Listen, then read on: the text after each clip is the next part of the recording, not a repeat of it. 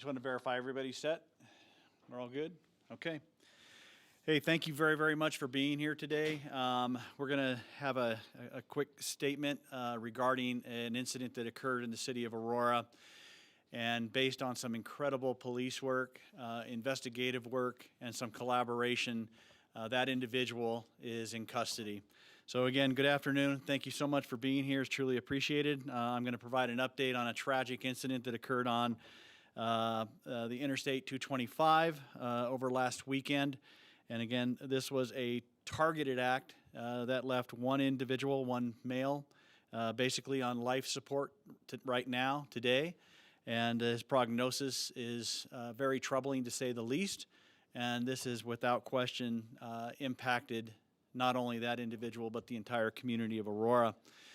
Again, I want to give a brief interview, and then I'm going to pass it to Assistant Chief Hildebrand, who is going to give some more specifics and more details on what our personnel here at the Aurora Police Department did. So again, on Saturday at about 1:14 in the morning, officers responded to a car-to-car shooting on the northbound 125 freeway near East 6th Avenue. Officers responded and they located a single victim crash that was alongside the freeway. It actually was in the center of the freeway. It hit the partition between the north and the south lanes. What we determined and what the officers originally found in that vehicle was an individual who had sustained multiple gunshot wounds. It was 2 to the neck and 1 to the arm, and it appeared that 5 total rounds were actually expended. The victim was transported to a local hospital. He is presently, as I mentioned earlier, is on life-threatening injuries. He is presently on a respirator, and he is being held and maintained his clinging to life through mechanics, which unfortunately at this point are going to come to a conclusion shortly. There is not expected to survive, and that's really one of the aspects that I want to focus on, because when those officers arrived on that scene, that's what they had, very little. They had an individual that was incapacitated. They had a vehicle that was crashed into the middle of the 125. They had no information about what occurred. They observed and saw gunshot wounds on our victim. And from that point to where we are now, it's amazing that we are here. Because what we have today is an individual who was identified, a weapon that was identified, a reason was identified, and a suspect was taken into custody. And again, that was based on a lot of incredible police work that was done by our department. It was incredible investigative work done by our detective personnel, and it was also work that was done in collaboration with HSI and Department of Homeland Security and ICE. All of those things resulted in a very violent, very troubling situation coming to a positive conclusion. And with that, I'm going to pass it to Chief Hildebrand, who is going to give some specifics of the investigation.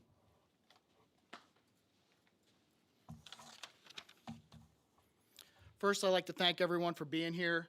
Again, the purpose of this press conference is to give some updates on this very good investigation by our team, also to highlight how technology and our partnerships with federal agencies helped for a successful resolution in this case. I want to reiterate, this was not a random attack, but rather a targeted incident. I know whenever you have a shooting on the highway, it causes legitimate public safety concerns. Was this a road rage? What was the motive behind this? And I'll get into that a little bit, but I want the community to know that this was targeted specifically against our victim. And please keep the victim in our thoughts and prayers. Like the chief said, he's clinging to life. The prognosis is very poor at this time. So as the chief said, on Saturday, October 18th at 1:14 a.m., there was a shooting along southbound I-225 at 6th Avenue. After the victim was transported to the hospital with multiple gunshot wounds, our gun violence suppression team immediately responded to the scene and led this investigation. In the initial onset, there was very little information. There was a witness that described a car fleeing, which ended up not being the suspect vehicle. But what our team did is they started working with our real-time information center using our flock technology through cameras and through license plate readers. and they were able to backtrack our victim's path throughout that night. They actually were able to locate specific locations that that victim went to. It actually led us to some people that we interviewed that helped shed some light on what happened in this incident. Ultimately, through backtracking this incident on our camera systems and LPR, not only did we locate the victim, but we located somebody following our victim, somebody who was chasing our victim throughout the night, stalking our victim as he proceeded through his day without knowing that somebody was chasing him around the city and was going to do him harm later that night. So we were able to identify that vehicle, which was a gray Honda. You see that up on our picture here from our camera systems. Upon locating that vehicle, we did identify the registered owner of that vehicle, who ultimately was determined to be our suspect in this shooting, who is a Celine Ariano, who was a registered owner. He's 38 years old. So after we identified the vehicle, we started to progress towards developing probable cause for an arrest in this case.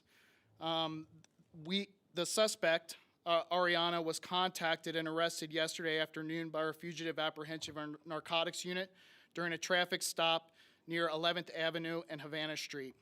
Upon searching the vehicle involved in this case, they did recover a firearm and a spent shell casing. That shell casing did NIBIN or linked back to that firearm, so we do know that gun was fired from that vehicle, and we believe it is the weapon used in this crime.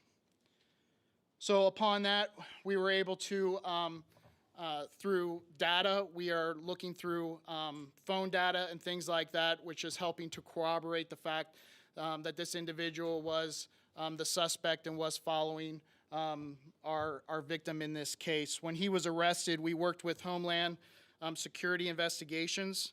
Ariana was transferred into U.S. Immigration and Customs Enforcement custody on possible federal charges for the possession of the handgun as we waited to secure the arrest warrant in this shooting, which does take time. These investigations, as fast as we work to try to get charges on an individual that we know is responsible, it takes time. And in this case, we actually contacted the suspect before we had that arrest warrant in hand, which takes time to work its way through the judicial system, through the DA's office, and ultimately get to a judge for signing. But because of our partnership with our federal agencies, we were able to get him into custody on the possible federal firearms charges and ultimately transferred into ICE custody. Yesterday evening, we were able to officially charge Ariana for the shooting through the 18th Judicial District, and I'd like to thank them for their help in expediting this case and getting this through to get that arrest warrant secure. He now faces multiple felony charges, including attempted first-degree murder, first-degree assault, menacing, and illegal discharge of a firearm. Ultimately, those charges will be changed if the prognosis of the victim continues to decline and ultimately loses his life because of this. And we don't know if that's going to happen at this time, but it's going that direction. So again, we know this was not random. He was targeting him. There was a relationship that existed with a female that existed between the suspect and the female and the victim. And this person was going after our victim in this case. So again, I want to thank Patrol, our gun violence suppression team, crime scene unit, our real-time information center, and our victim services unit that all responded to help in this case. But what I can tell you is without this technology, without the use of our LPRs and our cameras, we would have not have been able to get a quick resolution to this case. We do know that this suspect was making plans to flee. He was probably going to flee out of the country and escape justice in this case, which is never acceptable. We want to hold people accountable that victimize others. This is a very violent act that occurred, and I know there's a national discussion about flock and the use of flock, but in our community, we use it for criminal purposes, and it just got a violent person off our streets. So, we're thankful that we had that technology and that our real-time crime center had access to that to help backtrack our victim and victim vehicle and ultimately identify our suspect. I'll now turn it over to Chief for any questions. And again, I just want to kind of reiterate what the chief said, because it's absolutely amazing where we came from. This occurred again on Saturday evening, early morning hours at 1:14. And what we said at the very beginning, we had a car-to-car shooting. Officers responded. All they saw was an individual laying in this crashed vehicle with gunshot wounds, and that was it. And again, through the use of our officers, our detectives, our investigators, and most importantly, which has a huge impact, was the technology. We were able to determine who this individual was, who the suspect was, and hold him accountable. And I think that's something that has to resonate. That has to resonate with this community, because we are without question striving to make sure that this department is moving into the 21st century. We are embracing any forms of technology that enhance that and that allow us to do our work constitutionally, ethically, and morally. And this event, this case here, as tragic as it is, it demonstrates what's the act of the possible. The arrest details, again, when we focus on the suspect, I want to take a second to talk about that as well. Oriana, again, he's a Honduran national. He has 3 prior deportations. These deportations, as you can see behind me, occurred in 2007, 2018, and 2020. He was in the United States illegally at the time of this event on Saturday.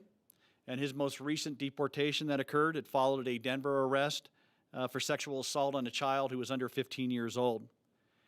This individual, without question, represents a proven violent offender who has repeatedly, unfortunately, re-entered this country despite multiple removals. When you think of the impact that he has had to the prior victims, the impact that he has had on Saturday to the victim that is now clinging for life, it's unconscionable to think that this is something that we would ever accept. And again, at the Aurora Police Department, we are doing everything that we can possibly do to ensure that this community is safe. When I think of the wanted disregard and the victimization that this individual has had unfold in the debris field that he has left behind, it's really troubling, and I mean that sincerely. When he shot this individual in a car-to-car shooting, he didn't know, again, what was going to be unleashed. He knew that he was going to impact that driver, but that driver who lost control of that vehicle could have easily gone into other cars. It could have easily killed families. It could have easily killed you. The fact that that didn't happen was a blessing, but it definitely shows the regard for life that this individual, our suspect, does not have. The chief also mentioned an aspect regarding our federal partnerships. Again, this department and always will be shoulder and shoulder with our federal partners. The impact that HSI and ICE had on this event was pivotal. We were able to hold this individual at our ICE facility in Geo based upon the traffic stop that occurred, and the fact that that individual had a firearm in that car, which gave us federal opportunity to hold him into a Geo facility while the investigation continued to unfold, which subsequently resulted in the warrant arrest that was put into place late last night. That partnership was crucial, it was imperative, and it was what's made the difference in this investigation. And again, I'm going to kind of go off track here a little bit, but I think it's something that I really want to say. When I think of these partnerships and I think of the victimization that occurs because these partnerships are in question, it troubles me. The Aurora Police Department does not focus on immigration, as all municipal law enforcement agencies do not, but we do focus on people who victimize others. Having these partnerships, having these relationships, having this connectivity is what made the difference in this case. And it is something, again, it's not about immigration, it's about crime, it's about victimization.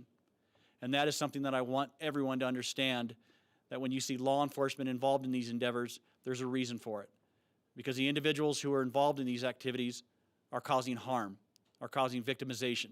And it's something that the Aurora Police Department will not stand for, and I doubt any other police department in the United States will either.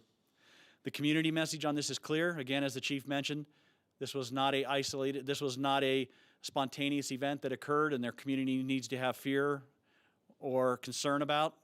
This was a specific, isolated event that occurred between these two individuals.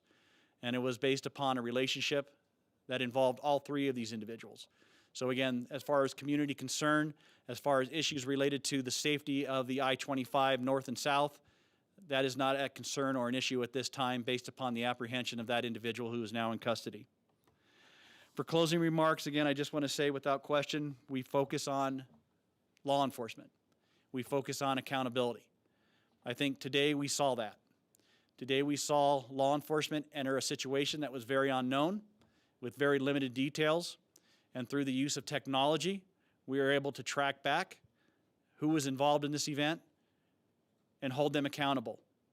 Through the investigative skill of our detectives, the interviews that they did, the manner that they conducted it, we were able to hold an individual accountable. Through the partnerships that we have, we were able to stop somebody from fleeing, from possibly hurting or abusing other people, and he was held accountable. So I would like to thank you so much for being here. I would like to thank you for the opportunity, but I really expressly want to thank, again, the men and women of this organization. That is without question the linchpin to a safer community. And our patrol officers, our detectives, our staff, they made that happen. And I am grateful, and the city of Aurora should be very grateful. With that, I'll take any questions. Chief, what was your concern if you had not been able to turn Oriana over to ICE? Are you concerned that he might have been out on the streets again soon, or what were you worried about there? Yeah, again, when you talk of those partnerships, that gave us leverage that we didn't have. Because, again, we would not have been able to hold him at that period when we first made contact with him yesterday. Based on the federal charges, the fact that that weapon was located by our detective personnel, that allowed us to hold him into the GO ICE facility.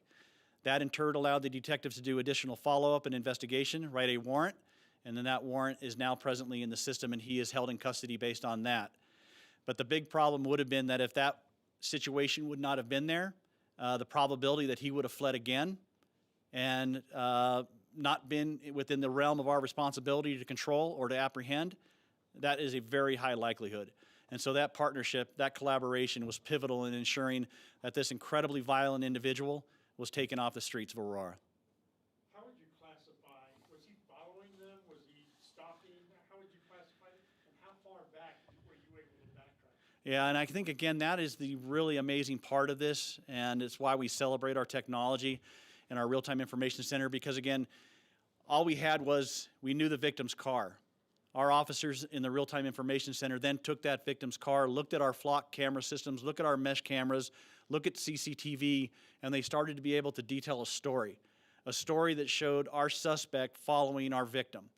Following him for a great period of time. We could see accelerations, deaccelerations. We could see where there was stops that occurred, where the suspect would stop and wait for the victim to come back out. So we were able to build a pattern of conduct or a pattern of behavior that linked the two together, that without this use of technology, without the use of cameras, it wouldn't have happened. And all we would have had was a vehicle and a man that was shot multiple times. And so again, I really celebrate that technology, and I celebrate that opportunity that we had to implement that here in the city of Aurora, and the fact that that violent individual is not out victimizing other people based upon the use of that platform. Chief, you said that, and correct me if I'm wrong, but I think you said that the suspect and the victim knew each other through a third person, third party. Is there any indication that that third party had anything to do with the crime that occurred? Yeah, and that right now is not at all anything that we were looking into. It looked more like a relationship issue. And again, I don't really know the victim's relationship with the suspects other than the fact that there is a connection with a female. And so whatever that involves or details, that's something that unfortunately we are not going to be able to interview our victim. We are working with our female victim of this as well. She's actually been relocated because there was a concern for her safety as this unfolded, and so our victim services were integral as far as placement and helping her. So there was a lot of dominoes that were impactful on this, but we do know that there is some connection with all three of them. So you're not comfortable saying it's a boyfriend, old boyfriend, mad at new boyfriend or something like that? Again, the extent of the relationship, there was some type of relationship. To the depth of that, I'm not really 100% sure at this time. He's gonna be deported again, or you don't know at this point? Well, what we hope for, again, is that he is held accountable for the crimes that he committed. And so, again, that was the part where we were able to hold him on federal charges at the GO facility. That gave us time to write the warrant. The warrant now is being presented to the district attorney's office. Hopefully they will file on this, and then he will go through the court system here in the United States. based upon what that outcome is. Basically, hopefully he will get the penalty that he deserves. And then from that point, it will be a matter of deportation or not far down the road. So he could serve time in the federal system if the federal judge decides that, is what you're saying? Correct. And I hope that happens because, again, there needs to be an accountability component. Because this individual is not, he's not intimidated by going back and forth across the border. I think it's what's been demonstrated on the 3 multiple times he has before. On the last case that I mentioned in 2020, again, this involved unlawful sexual contact with a 15-year-old. That status of that case, again, we're still trying to investigate it and find out, but for whatever reason, he wasn't held accountable for that, and he was able to flee, or he got deported back to Mexico or across the border, at which time that allowed him the ability to almost immediately return. From what we found in the investigation, he returned about 18 months ago. So again, he's been back in this country for 18 months after 3 prior deportations. That's incredibly troubling. I think it speaks volumes about the status of where the border was 18 months ago, and hopefully situations like that will be avoided in the future. In the flock cameras that you reviewed, were you able to see Oriana taunting him? I heard you say that he was following him and stopping at different places, but did you ever see his face or his body taunting the victim in this case, like the physical presence of his face? Yeah, I have no information about that, but the one thing it appears is this was not like a road rage situation where he pulled up alongside of him and there was screaming and shouting from what we have from the cameras at this point. All we show is a pattern of conduct where he is very clearly following the victim, tracing his actions, stopping when he stops, accelerating when he accelerates, decreasing his speed when he decreases his. So again, that's what we see in the videos. And to clarify something that Chief Hildebrand said, the casing found in Oriana's car links him to the shooting on I-225, correct? That's correct. And I'm going to actually have the chief detail that NIBIN system real quick for you because I think it's worth understanding how that connection works. Yeah, so essentially we use technology. Every shell casing that's recovered, that's been fired or spent shell casing, that gun leaves a unique imprint on that shell casing, like a fingerprint. So that shell casing in the car that was spent did link back. So we know the firearm recovered in the car matched the shell casing that was in the car. We believe that to be the firearm used. We did not recover any shell casings at the scene because it occurred on the highway, and likely traffic went over that. But it's consistent with that shell casing being recovered in there, that gun was, being fired, and then this incident happening just less than a week ago. Any other questions? So Yep. there have been some organizations that have been trying to stop cities like Denver from using the flock system. What if those organizations come to you and say, Chief, we want you to stop using that here? What would your response to that be? My response would be go talk to the family of the victim right now that we have on life support. Go have a conversation with him and say, hey, is this something that you would have been willing to give up based upon misinformation? Because this individual is in custody for one reason and one reason only right now, and that is because of the use of that technology. And I think to get myopic or focused on the wrong aspects of how that technology can or should be used is wrong. And we have had incredible success here in the city of Aurora with our technology, with the use of cameras, with the use of tracking. And I think that unnecessary victimization was stopped based upon that technology. And so when you see groups or individuals protesting or focused on the negative aspect of it, I hope they take a second to look back at the positive aspect of it. The positive aspect is right now we have an individual who is not out in the community, who is not shooting car to car, who is not showing a blatant disregard for the safety of the community in the city of Aurora or anywhere else in Colorado. And I hope that that message resonates, because this is incredibly important, and that technology is incredibly important. Law enforcement, like any other industry, cannot be stagnant. We need technology, we need modifications, we need enhancements, and that is one tool that I will tell anybody is a successful operation. It enhances the operation, it improves the mission. And so I hope that before people just randomly start shutting things off or start getting intimidated about a subject that they really have very limited understanding about, I hope they understand that the human component and the human impact is huge. because we are able to solve crimes without officers being on scene. We're able to do investigations that wouldn't occur otherwise. We are able to change the dynamics of human life based upon the use of technology and the use of those partnerships. So that's what I would say.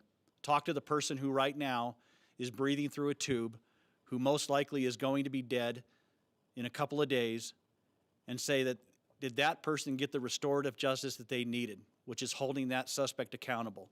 And the only reason they got that restorative justice is because that technology allowed us to exploit and investigate what unfortunately happened that night. If and when the suspect dies, as you mentioned that you're expected that life support could be removed soon, will you be putting out a press release to let us know that that has happened and charges could change? Absolutely. We will modify charges and we'll make sure that the community is aware. And is there any video that you would be willing to release of the flock cameras that we could use in our recording to show some of that system? There is. I'm going to work with the detectives and our PIOs, and then we'll see what we can pull up for you. Maybe for today, for our newscast? Yeah, we'll definitely try that. And is the victim from Aurora? Is that person who is on life support now from Aurora? He is.